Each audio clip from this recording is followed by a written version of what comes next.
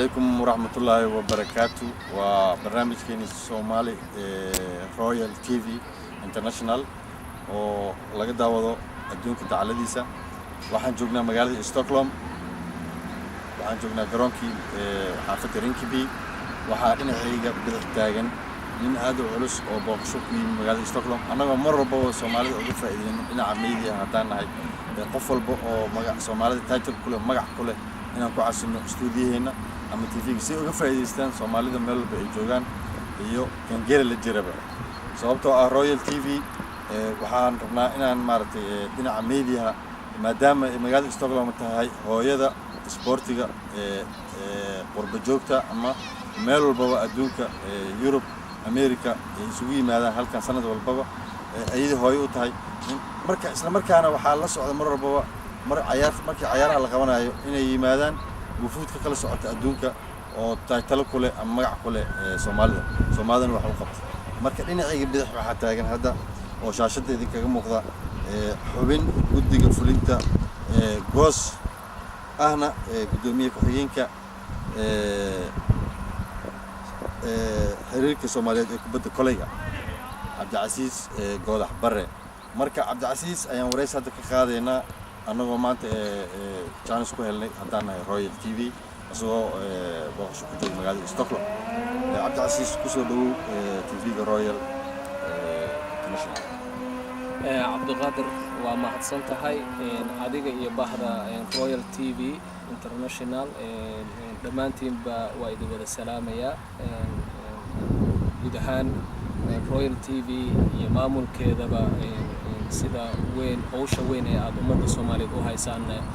waa soo dhaweynaynaa waana idinka mahadcelinaynaa Cabdiqaadir adiga mudan Cabdicasiis waxaan rabaa marka hore ujeedada booqashada halkan magaalada Stockholm ee dalka Sweden ama Cabdiqaadir waa su'aal aad iyo aad u qiimo badan dabcan Stockholm casuumaad ayaan helay oo aan ka helay bahda kubadda kolayga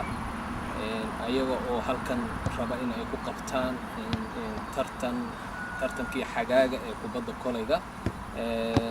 sidaas daraadeed ayaa waxaa lagu casuumay inaan kala soo qayb galo tan labaad ujeedada safarkayga kale ee labaad waxa ay ahayd oo aan u imid magaalo ka baxsan magaaladan Stockholm ee Katrineholm la yiraahdo oo la keenay gabdho la rabo in loo xareeyo xulka qaranka lana rabay in lagu siiyo tababar ku meel gaar ah inaan soo fiiriyo xaaladooda gabdhahaas sida ay tababarka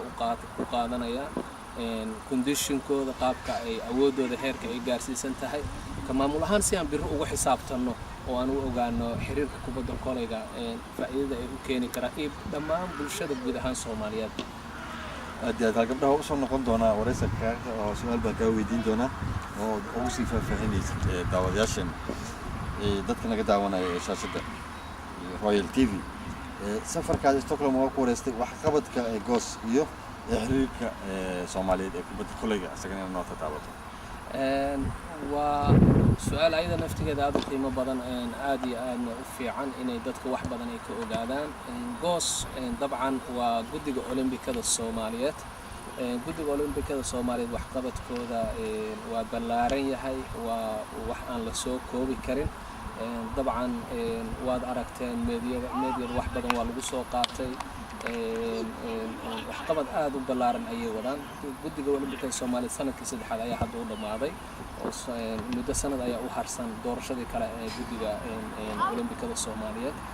dabcan wax qabadka guddiga Olombikada Soomaaliyeed waxay la shaqeeyaan xiriirada kala duwan ee Soomaaliya ka jira haddii ahaan lahayd xiriirka kubadda kolayga haddii uu ahaan lahaa xiriirka maxaa la yiraahdaa xiriirada kubadda cagta handballka orodada atleetikada waxyaabahaas oo kala duwan oo dhan marka guddiga Olombikada Soomaaliyeed tababaro badan waxyaabo badan oo ay soo qabteen oo hadda ay xiriirada u fidiyeen ayaa jira oo Olympic Solidarity dhinaceeda ay ka heleen dhinaca kale marka aan xiriirka kubadda kolayga ka hadlo xiriirka kubadda kolayga naftigiisa wax qabadkiisa aad ayuu u ballaariyay waad la socotaan muddo 2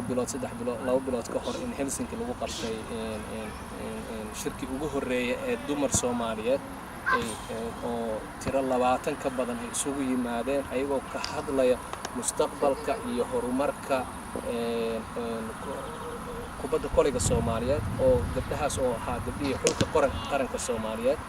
waxyaabihii ka soo baxayna waa waxyaabo aan dhihi karo hadeertaan waa laga faa'iiday oo waxaad arkaysaa safarka maanta aan halkan ku jooga xataa qaybta ugu weyn in maaragtay gabdho Soomaaliyeed Yurub laga kala keenay rabana inay qaranka Soomaaliyeed matalaan marka xiriirka kubadda kolayga Soomaaliyeed wax qabadkiisa aad iyo aad ayuu u ballaaran yahay ciyaaro gudaha iyo kuwa dibaddaba inay ka qayb galaan ciyaaraha nagu soo foodlo waa ciyaaraha Arab Gameska ee ka dhici doona Doha Qatar 2011 December waana ka wada qayb gali doona ummadda Soomaaliyeed meel kastoo joogaan waxaan rajaynaynaa inay taageero buuxda nagu siiyaan arrintaas si ciyaarahaas u suurtagelaan si ciyaarahaas nagu kulli media waa naga daawanayaan Soomaalida su'aasha kale aan rabo inaan ku weydiiyo ciyaaraha soo socda ee Arab Gameska oo isla hadda ku saabsan kowda bisha ay dhacayaan December 2012 marka qabanqaabadiina goos ahaan maxaa ka haysataan shacabka Soomaaliyeed ee degan maadaama aad tahay gudoomiye ku-xigeenkii Olombikada Soomaaliyeed arrintan Arab Gameska dhinaceeda markaan u soo laabto dabcan xiriirka Soomaaliyeed kubadda kolayga waxa uu ku tiirsan yahay waa la soconaa xiriirada Soomaaliya dhaqaalaha soo gala iyo kuwa aan dhaqaalaha soo galin kan kubadda kolayga waa mid ku tiirsan shacabka Soomaaliyeed ganacsatada Soomaaliyeed qaybaheeda kala duwan waxaan rajaynaynaa in ay shacabkan lagu taageeraan ujeedada hadda ciyaarahan hadda lagu casumo xataa Stockholm ee basketballka micno kale ciyaaraha qurbaha lagu qabto marka fiirsidoo kale sida kuwa hadda footballka halkan ka socdo kale kuwa ka socdo maaragtay basketballka hadda halkan lagu qabanayo North America dabcan waxa u maraysaa ciyaarahaas kala duwan in aan imaashaha iyo tegitaanka aan tagayno in ay tahay